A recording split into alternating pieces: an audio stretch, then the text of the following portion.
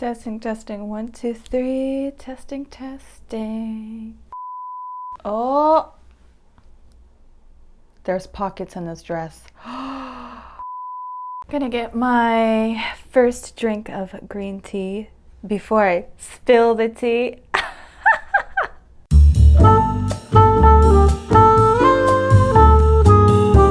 Oh my gosh, I just got back from the best 1-week trip of my life to this one country. It's so amazing. The people are so nice, especially the tourist shopkeepers. They were like the nicest people to me. And the doors are so beautiful. Oh my God, I can't forget the doors. The architecture, it's so exotic. I was treated so well, especially by the tour guide. He was so cute. Oh, I can't talk about our amazing, beautiful week together. And not just the tour guide himself, but the men. They are so beautiful over there, and they're so much nicer to me. Oh, the men in my country are awful, but the men in this country, those are real men. And you know, I just felt so at home there. I felt like this was my home. And you know what? I'm ready to move there. I've been there only for the 1 week, but I'm gonna make this life-changing decision about a country that I barely know, that I only got to see the highlight reel of. And I'm gonna just uproot my life and move there.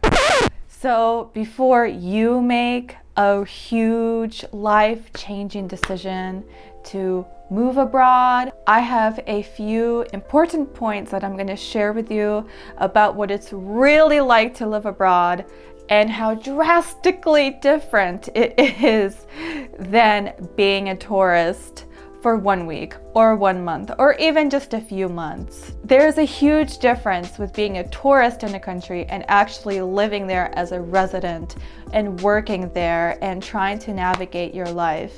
Those are two different experiences.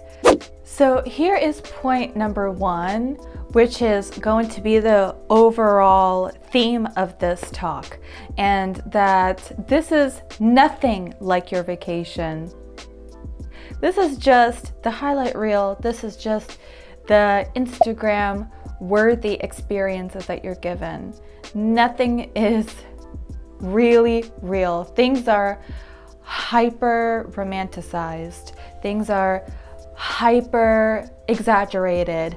I think that people seem to romanticize countries so much when they visit there just for 1 week, and they don't even get to experience any of the drawbacks, and they don't get to experience any of the negative sides of living in this country. And I did the same thing before I moved to Morocco as a Peace Corps volunteer. Of course, I saw all the beautiful doors of Morocco and I was like, oh my God, it's so beautiful. And there are many beautiful parts, and there are many things that may not appear to be beautiful, but they make the country beautiful in itself, if that makes sense. It's once you've lived in a country for a while, that romantic feeling goes away. Those hyper amazed, romanticized feelings are going to fade. And at some point, you're gonna have to face reality, and you're gonna have to really learn just how hard it is to live abroad.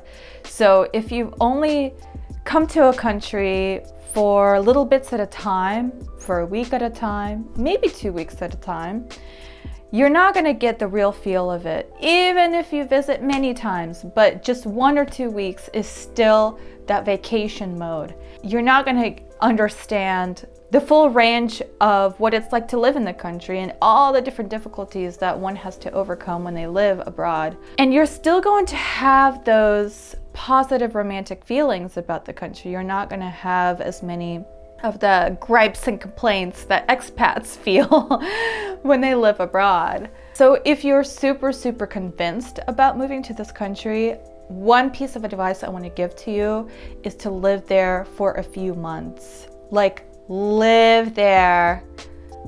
Don't do the touristy things. Move to the boring part of town. Try to form some sort of relationships with the expats. Try to form relationships with the locals if you can speak the language. Try to do your normal everyday things. Go food shopping like you normally would at home. Pay bills like electricity and gas, and just all the little daily boring things that are easy in your home country that are going to be much more difficult. Try to do those, live for several months and get a real feel, and learn from people who've lived there for a while, especially people who live and work there, because you most likely, maybe you will settle there and you will end up working there. The third point is about working, job culture. Okay, if you're gonna move here and you're planning to work here, you really need to understand how things are done here, because I guarantee you it's going to be different than it is when you're home. When I was in Morocco, for example, the concept of time was super fluid. People don't say, oh, I'm going to meet you at this time, and they actually come at this time, and everything is like super solid and hyper organized and hyper timed. That's just not how it is. And it's probably going to be similar in your work life as well. Time is going to be fluid. Even, a lot of the businesses, unless they're corporate or franchises, they just open kind of at different-ish times throughout the day. They close when they want to, they open when they want to. And things are just more slow-moving. Things are more lax. Are you okay with that? Or are you super type A and that's just something that would just drive you crazy, right?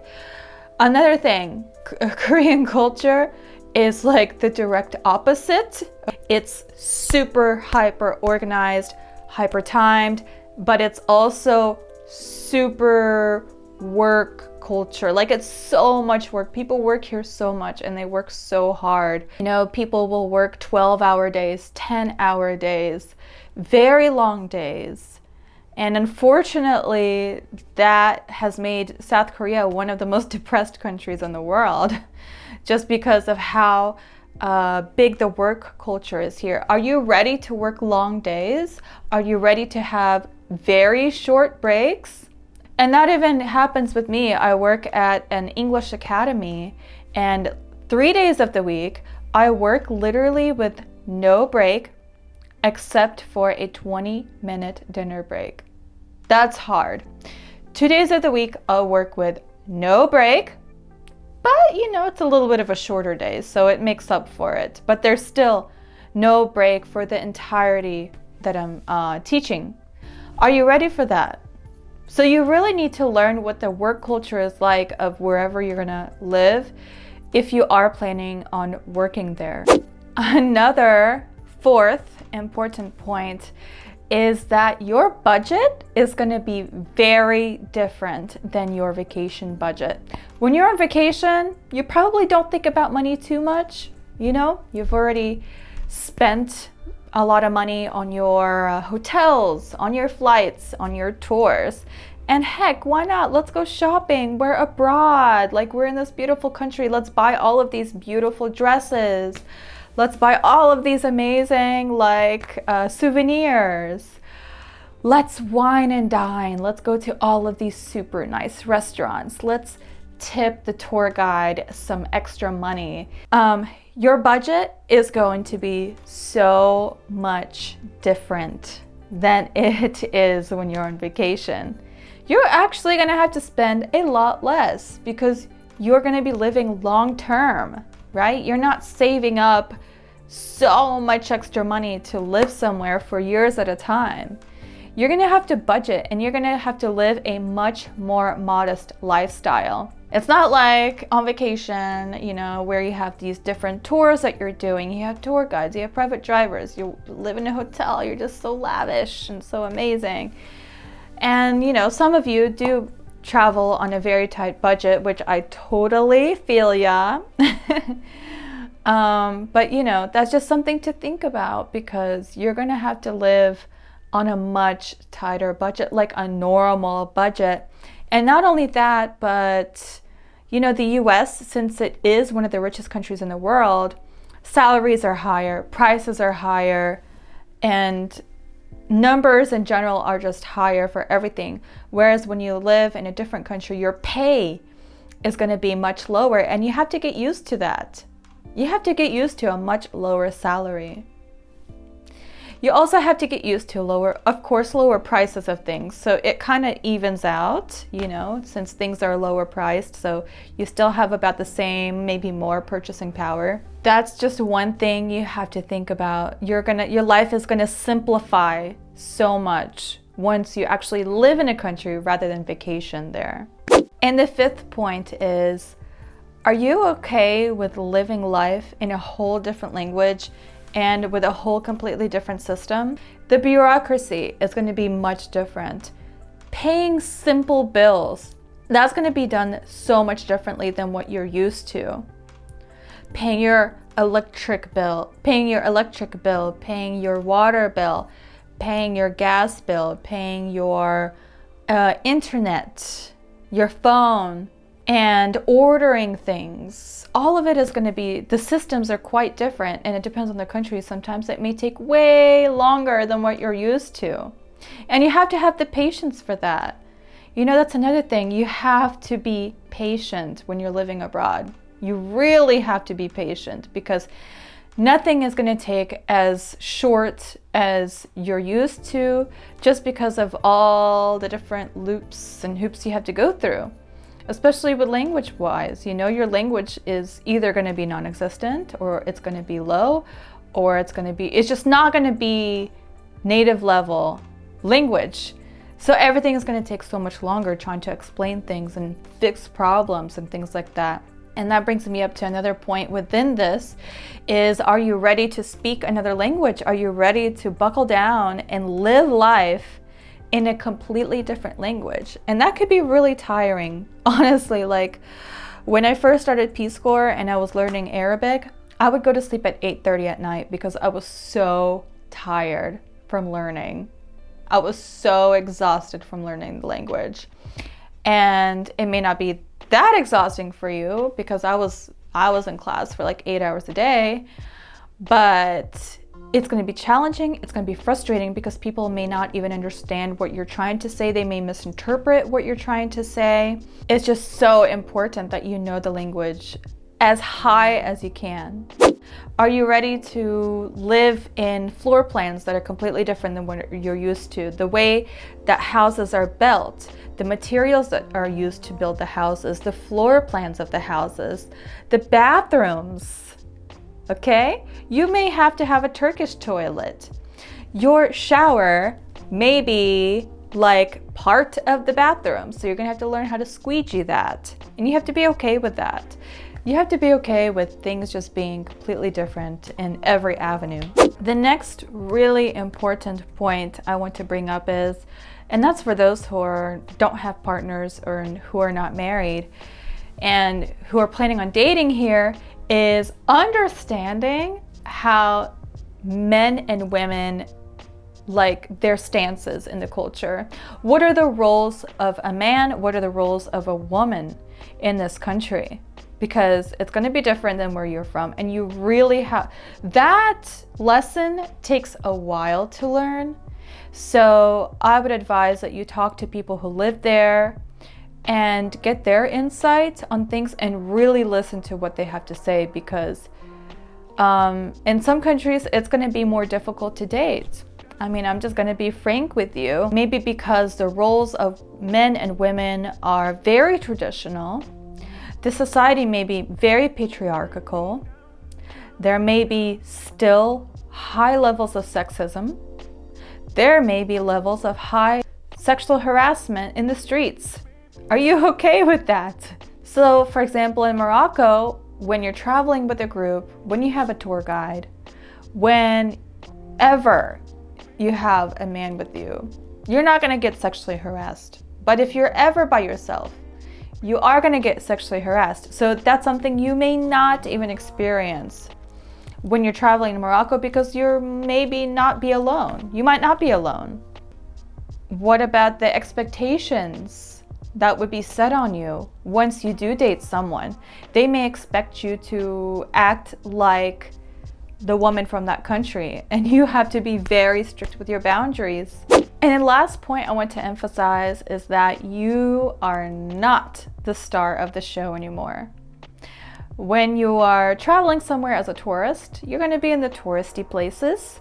You're going to be treated very well. Why? Because whoever is providing you the services or the goods, they work with tourists. So they know that they have to be really nice, and then they have to be really friendly, and they have to treat you really well. You know, when you're doing tours, you are also treated very well, and you're the star of the show. So once you actually live in the country, you're not the star of the show anymore. You're not as special anymore, so you don't feel as special as you did when traveling the country. And not only that, but once you really become part of the society, people are going to expect you to integrate and to change some of the way that you do things, change some of your opinions, and yeah, just integrate more into society, not assimilate. You never want to assimilate, which means like just give up your whole identity, your whole values, just everything that you do, and become just like the people of that country. That's not what I'm saying. But people are going to expect you to adapt and to change how you do some things, to be more patient, to be more accepting of the culture, to not try to change the culture, and to become part of the society. You're going to be more of as an equal to people rather than the star of the show, like you are when you're traveling. So these are some of the points I have to share. I might make another video if I can think of any more points and any more stories to share. Please let me know what you think. Do you agree? Do you disagree with some of the things that I said? Now I'm gonna say it again. This is not for all countries, okay? This is just some of the countries that I've been to, and that's been my experience. But maybe you live abroad and you do agree with some of the things that I said. Just let me know in the comments below. And other than that, I will see you in the next video. Thank you so much, guys.